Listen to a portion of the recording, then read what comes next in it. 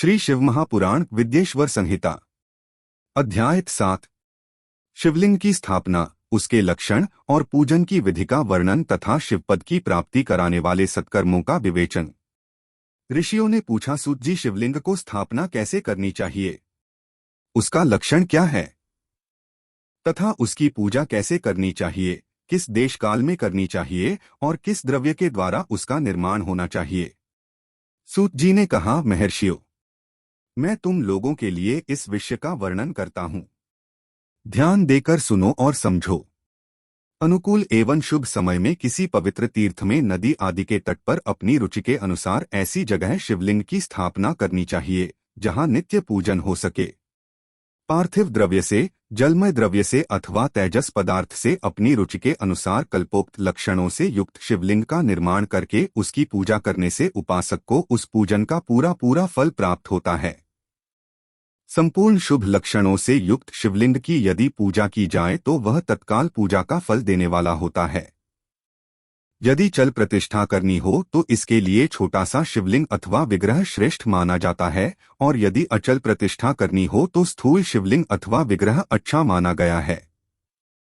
उत्तम लक्षणों से युक्त शिवलिंग की पीठ सहित स्थापना करनी चाहिए। शिवलिंग का पीठ मंडलाकार, चौकोर, त्रिकोण अथवा खाट के पाए की भांति ऊपर नीचे मोटा और बीच में पतला होना चाहिए। ऐसा लिंगपीठ महान फल देने वाला होता है। पहले मिट्टी से, प्रस्तर आदि से अथवा लोहे आदि से शिवलिंग का निर्माण करना चाहिए। जिस द्रव्य से शिवलिंग का निर्माण हो उसी से उसका पीठ भी बनाना चाहिए। यही स्थावर अचल प्रतिष्ठा वाले शिवलिंग की विशेष बात है। चर चल प्रतिष्ठा वाले शिवलिंग में भी लिंग और पीठ का एक ही उपादान होना चाहिए, किंतु बाणलिंग के लिए यह नियम नहीं है। लिंग की लंबाई निर्माणकर्ता या स्थापना करने वाले यजमान के 12 अंगुल के बराबर होनी चाहिए। ऐसे ही शिवलिंग को उत्तम कहा गया है। इससे कम लंबाई हो तो फल में कमी आ जाती है, अधिक हो तो कोई दोष की बात नहीं है। चरलिंग में भी वैसा ही नियम है। उसकी लंबाई कम से कम कर्ता के 1 अंगुल के बराबर होनी चाहिए। उससे छोटा होने पर अल्प फल मिलता है, किंतु उससे अधिक होना दोष की बात नहीं है। यजमान को चाहिए कि वह पहले शिल्पशास्त्र के अनुसार एक विमान या देवालय बनवाए जो देवगणों की मूर्तियों से अलंकृत हो। उसका गर्भगृह बहुत ही सुंदर, सुदृढ़ और दर्पण के समान स्वच्छ हो। उसे 9 प्रकार के रलों से विभूषित किया गया हो। उसमें पूर्व और पश्चिम दिशा में 2 मुख्य द्वार हों। जहां शिवलिंग की स्थापना करनी हो उस स्थान के गर्त में नीलम, लाल, वैदूर्य, श्याम, मरकत, मोती, मूंगा, गोमेद और हीराइन 9 रत्नों को तथा अन्य महत्वपूर्ण द्रव्यों को वैदिक मंत्रों के साथ छोड़े। सद्योजात आदि 5 वैदिक मंत्रों द्वारा शिवलिंग का 5 स्थानों में क्रमशः पूजन करके अग्नि में भविष्य की अनेक आहुतियां दे और परिवार सहित मेरी पूजा करके गुरुस्वरूप आचार्य को धन से तथा भाई बंधुओं को मनचाही वस्तुओं से संतुष्ट करे। याचकों को जड़, सुवर्ण, गृह एवं भूसंपत्ति तथा चेतन, गौ आदि वैभव प्रदान करे। स्थावर जंगम सभी जीवों को यत्न पूर्वक संतुष्ट करके एक गड्ढे में सुवर्ण तथा 9 प्रकार के रत्न भरकर सद्योजातादि वैदिक मंत्रों का उच्चारण करके परम कल्याणकारी महादेव जी का ध्यान करे। तत्पश्चात नादघोष से युक्त महामंत्र ओंकार का उच्चारण करके उक्त गड्ढे में शिवलिंग की स्थापना करके उसे पीठ से संयुक्त करे। इस प्रकार पीठ युक्त लिंग की स्थापना करके उसे नित्यलेप, दीर्घकाल तक टिके रहने वाले मसाले से जोड़कर स्थिर करे। इसी प्रकार वहां परम सुंदर मूर्ति की भी स्थापना करनी चाहिए। सारांश यह कि भूमि संस्कार आदि की सारी विधि जैसी लिंग प्रतिष्ठा के लिए कही गई है वैसी ही मूर्ति प्रतिष्ठा के लिए भी समझनी चाहिए। अंतर इतना ही है कि लिंग प्रतिष्ठा के लिए प्रणव मंत्र के उच्चारण का विधान है, परंतु वेद की प्रतिष्ठा पंचाक्षर मंत्र से करनी चाहिए। जहां लिंग की प्रतिष्ठा हुई है वहां भी उत्सव के लिए बाहर सवारी निकालने आदि के निमित्त वेद मूर्ति को रखना आवश्यक है। वेद को बाहर से भी लिया जा सकता है। उसे गुरुजनों से ग्रहण करे। बाह्य वेद वही लेने योग्य है जो साधु पुरुषों द्वारा पूजित हो। इस प्रकार लिंग में और बेर में भी की हुई महादेव जी की पूजा शिवपद प्रदान करने वाली होती है। स्थावर और जंगम के भेद से लिंग भी 2 प्रकार का कहा गया है। वृक्ष लता आदि को स्थावर लिंग कहते हैं और कृमिकीट आदि को जंगम लिंग।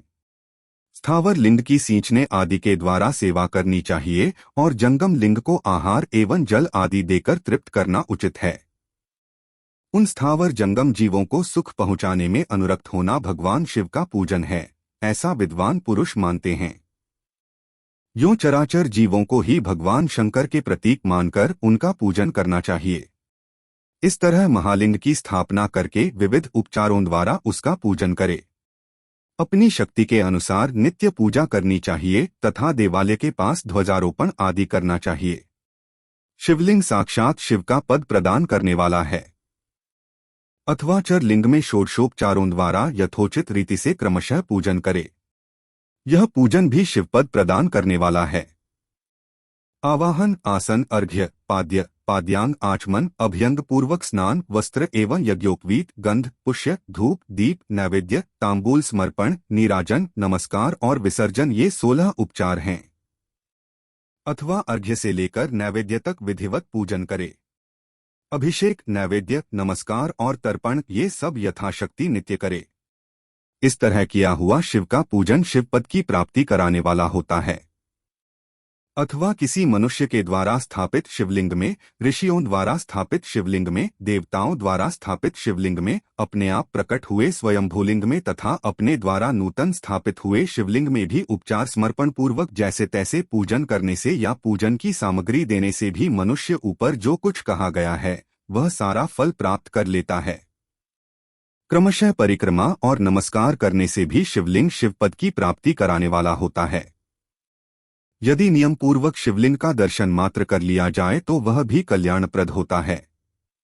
मिट्टी, आटा, गाय के गोबर, फूल, कनेर पुष्प, फल, गुड़, मक्खन, भस्म अथवा अन्न से भी अपनी रुचि के अनुसार शिवलिंग बनाकर तदनुसार उसका पूजन करे अथवा प्रतिदिन 10,000 प्रणव मंत्र का जप करे अथवा दोनों संध्याओं के समय एक एक सहस्त्र प्रणव का जप किया करे। यह क्रम भी शिवपद की प्राप्ति कराने वाला है, ऐसा जानना चाहिए। जपकाल में मकारांत प्रणव का उच्चारण मन की शुद्धि करने वाला होता है। समाधि में मानसिक जप का विधान है तथा अन्य सब समय भी उपांशु जप ही करना चाहिए।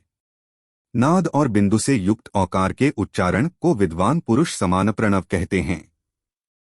यदि प्रतिदिन आदरपूर्वक 10,000 पंचाक्षर मंत्र का जप किया जाए अथवा दोनों संध्याओं के समय एक एक सहस्त्र का ही जप किया जाए तो उसे शिवपद की प्राप्ति कराने वाला समझना चाहिए। ब्राह्मणों के लिए आदि में प्रणव से युक्त पंचाक्षर मंत्र अच्छा बताया गया है। कलश से किया हुआ स्नान, मंत्र की दीक्षा, मातृकाओं का न्यास, सत्य से पवित्र अंतःकरण वाला ब्राह्मण तथा ज्ञानी गुरु इन सबको उत्तम माना गया है। द्विजों के लिए नमः शिवाय के उच्चारण का विधान है। द्विजेतरों के लिए अंत में नमः पद के प्रयोग की विधि है, अर्थात ये शिवाय नमः इस मंत्र का उच्चारण करें। स्त्रियों के लिए भी कहीं कहीं विधिपूर्वक नमोन्त उच्चारण का ही विधान है, अर्थात वे भी शिवाय नमः का ही जप करें। कोई कोई ब्राह्मण की स्त्रियों के लिए नमः पूर्वक शिवाय के जप की अनुमति देते हैं, अर्थात वे नमः शिवाय का जप करें। पंचाक्षर मंत्र का 5 करोड़ जप करके मनुष्य ऋषि भगवान सदाशिव के समान हो जाता है। 1, 2, 3 अथवा 4 करोड़ का जप करने से क्रमशः ब्रह्मा, विष्णु, रुद्र तथा महेश्वर का पद प्राप्त होता है। अथवा मंत्र में जितने अक्षर हैं उनका पृथक पृथक 1-1 लाख जप करे अथवा समस्त अक्षरों का एक साथ ही जितने अक्षर हों उतने लाख जप करे। इस तरह के जप को शिवपद की प्राप्ति कराने वाला समझना चाहिए। यदि 1000 दिनों में प्रतिदिन 1 सहस्त्र जप के क्रम से पंचाक्षर मंत्र का 10 लाख जप पूरा कर लिया जाए और प्रतिदिन ब्राह्मण भोजन कराया जाए तो उस मंत्र से अभीष्ट कार्य की सिद्धि होने लगती है। ब्राह्मण को चाहिए कि वह प्रतिदिन प्रातःकाल 1008 बार गायत्री का जप करे। ऐसा होने पर गायत्री क्रमशः शिव का पद प्रदान करने वाली होती है। वेद मंत्रों और वैदिक सूक्तों का भी नियम पूर्वक जप करना चाहिए। वेदों का पारायण भी शिवपद की प्राप्ति कराने वाला है, ऐसा जानना चाहिए। अन्यान्य जो बहुत से मंत्र हैं उनका भी जितने अक्षर हों उतने लाख जप करें। इस प्रकार जो यथाशक्ति जप करता है वह क्रमशः शिवपद मोक्ष प्राप्त कर लेता है। अपनी रुचि के अनुसार किसी एक मंत्र को अपनाकर मृत्यु पर्यंत प्रतिदिन उसका जप करना चाहिए अथवा ओम इस मंत्र का प्रतिदिन 1 सहस्त्र जप करना चाहिए। ऐसा करने पर भगवान शिव की आज्ञा से संपूर्ण मनोरथों की सिद्धि होती है। जो मनुष्य भगवान शिव के लिए फुलवाड़ी या बगीचे आदि लगाता है तथा शिव के सेवा कार्य के लिए मंदिर में झाड़ने बुहारने आदि को व्यवस्था करता है, वह इस पुण्य कर्म को करके शिवपद प्राप्त कर लेता है। भगवान शिव के जो काशी आदि क्षेत्र हैं, उनमें भक्तिपूर्वक नित्य निवास करे। वह जड़ चेतन सभी को भोग और मोक्ष देने वाला होता है। अतः विद्वान पुरुष को भगवान शिव के क्षेत्र में आमरण निवास करना चाहिए। पुण्य क्षेत्र में स्थित बावड़ी, कुआं और पोखरे आदि को शिवगंगा समझना चाहिए। भगवान शिव का ऐसा ही वचन है। वहां स्नान, दान और जप करके मनुष्य भगवान शिव को प्राप्त कर लेता है। अतः मृत्यु पर्यंत शिव के क्षेत्र का आश्रय लेकर रहना चाहिए। जो शिव के क्षेत्र में अपने किसी मृत संबंधी का दाह, दशा, मासिक आद्य, सपिंडीकरण अथवा वार्षिक श्राद्ध करता है अथवा कभी भी शिव के क्षेत्र में अपने पितरों को पिंड देता है, वह तत्काल सब पापों से मुक्त हो जाता और अंत में शिवपद पाता है। अथवा शिव के क्षेत्र में 7, 5, 3 या 1 ही रात निवास कर ले। ऐसा करने से भी क्रमशः शिवपद की प्राप्ति होती है। लोक में अपने अपने वर्ण के अनुरूप सदाचार का पालन करने से भी मनुष्य शिवपद को प्राप्त कर लेता है। वर्णानुकूल आचरण से तथा भक्तिभाव से वह अपने सत्कर्म का अतिशय फल पाता है। कामना पूर्वक किए हुए अपने कर्म के अभीष्ट फल को शीघ्र ही पा लेता है। निष्काम भाव से किया हुआ सारा कर्म साक्षात शिवपदक की प्राप्ति करने वाला होता है। दिन के 3 विभाग होते हैं, प्रातः, मध्याह्न और सायाह्न। इन तीनों में क्रमशः एक एक प्रकार के कर्म का संपादन किया जाता है। प्रातःकाल को शास्त्र विहित नित्य कर्म के अनुष्ठान का समय जानना चाहिए। मध्याह्न काल सकाम कर्म के लिए उपयोगी है तथा सायंकाल शांति कर्म के उपयुक्त है, ऐसा जानना चाहिए। इसी प्रकार रात्रि में भी समय का विभाजन किया गया है। रात के 4 प्रहरों में से जो बीच के 2 प्रहर हैं, उन्हें निशीथकाल कहा गया है। विशेषतः उसी काल में की हुई भगवान शिव को पूजा अभीष्ट फल को देने वाली होती है। ऐसा जानकर कर्म करने वाला मनुष्य यथोक्त फल का भागी होता है। विशेषतः कलियुग में कर्म से ही फल की सिद्धि होती है। अपने अपने अधिकार के अनुसार ऊपर कहे गए किसी भी कर्म के द्वारा शिवाराधन करने वाला पुरुष यदि सदाचारी है और पाप से डरता है तो वह उन्होंने कमा का पूरा पूरा फल अवश्य प्राप्त कर लेता है। ऋषियों ने कहा, सुत जी पुण्य क्षेत्र कौन कौन से हैं जिनका आश्रय लेकर सभी स्त्री पुरुष शिवपद प्राप्त कर लें, यह हमें संक्षेप से बताइए। तो दोस्तों आज इस वीडियो में यही तक। विद्येश्वर संहिता अध्याय 8 अगली वीडियो में। अगर वीडियो अच्छा लगा तो सब्सक्राइब करना ना भूलें।